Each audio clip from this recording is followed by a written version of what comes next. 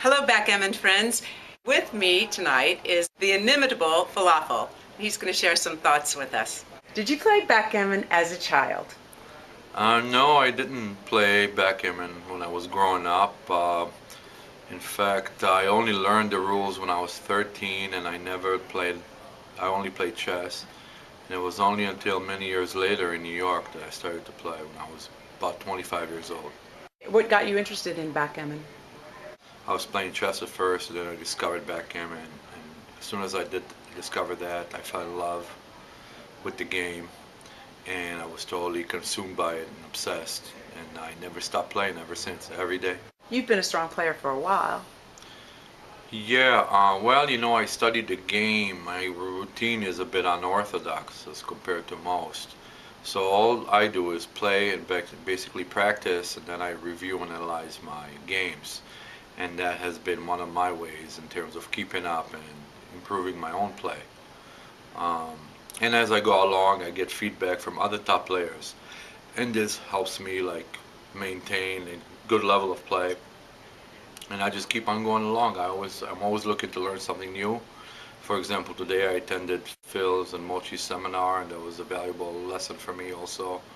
So I don't underestimate anything, and I try to keep an open mind wherever I go.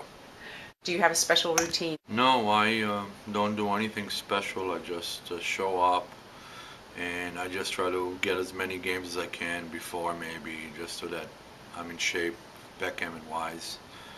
And then I just try to focus and maintain my concentration as I go along.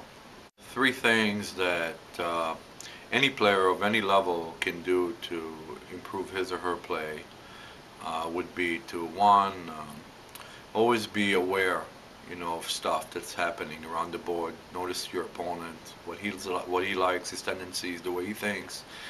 As long as you're aware of that, it gives you a better chance to make a better decision down the road. So that being said, as long as you have a game plan, if you play with a game plan, it always makes it easier to reach the right play or the better play. As long as you're thinking, as long as there's a reason behind the move that you make or the placement where you place the checker, this always gives you a better chance to make a better play.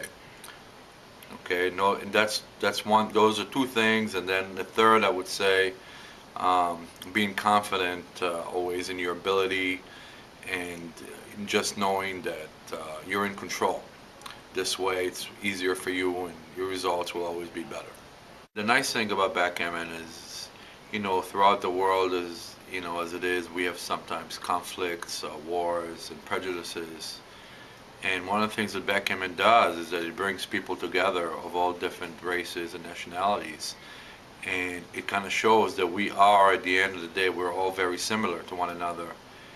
And with this in mind, we can just, go on, continue, and then share similar experiences, and it would help us in the future to unite.